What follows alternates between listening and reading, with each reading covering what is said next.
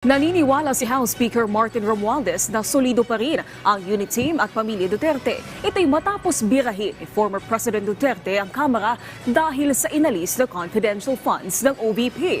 Nasa sentro ng balita si Mela Lesmuras Live. Naomi, umani ng suporta mula sa Kamara ang bago pinal na bersyon ng IRR ng Maharlika Investment Fund Law. Bukod nga rito ay may pahayag din ang mga House Leader ukol sa iba pang isyu ngayon.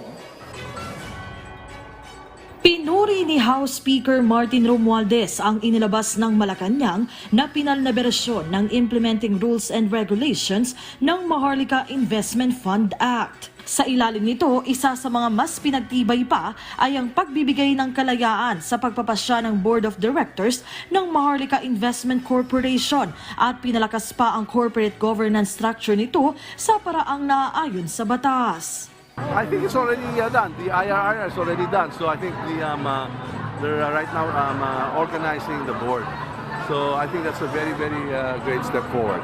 Giit ni House Committee on Banks and Financial Intermediaries Chair Erwin Ching, malaking tulong sa integridad at epektibong pagpapasya ng MIC Board ang ibinigay na kalayaan sa kanila. Kung si House Ways and Means Committee Chair Joey Salceda naman ang tatanungin, mahalagang parte rin ng final IRR ang pagbibigay ng otoridad sa presidente na pumili sa mga nominadong opisyal na isusumite ng MIC Advisory Board.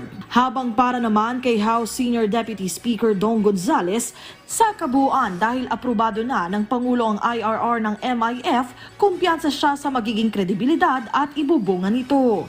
Bukod naman sa MIF, may komento rin si House Speaker Martin Romualdez ukol sa naging pasya ni Vice President Sara Duterte na hindi nahihingi pa ng confidential funds sa kanyang mga opisina para sa susunod na taon. I believe that's the right decision. Then we hail VP Sara's decision.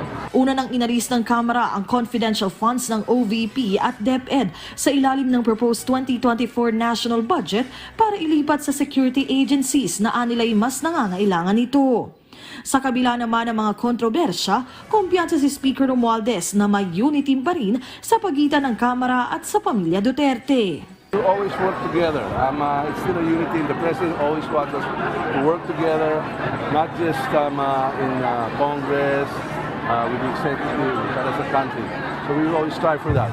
As they always say, there will always be differences, but we will always work towards resolving those differences for the service of the people. That is our primordial concern. That we will band together and unite as one for the service of the people.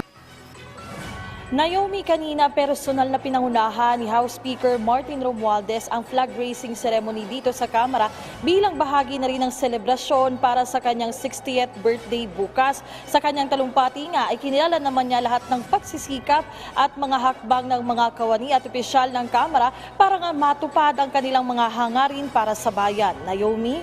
Mela, ilang linggo na lang kasi magtatapos na rin itong taong ito. Ano-ano pa ba yung planong ipasang panukala ng Kamara ngayong 2023?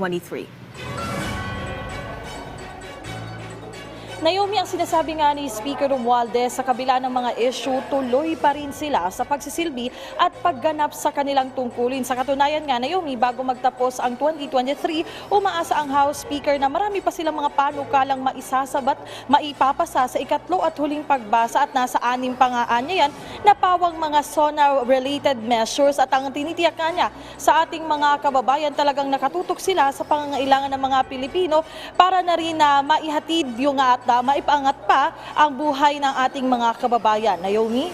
Maraming salamat, Mela Lesmuras.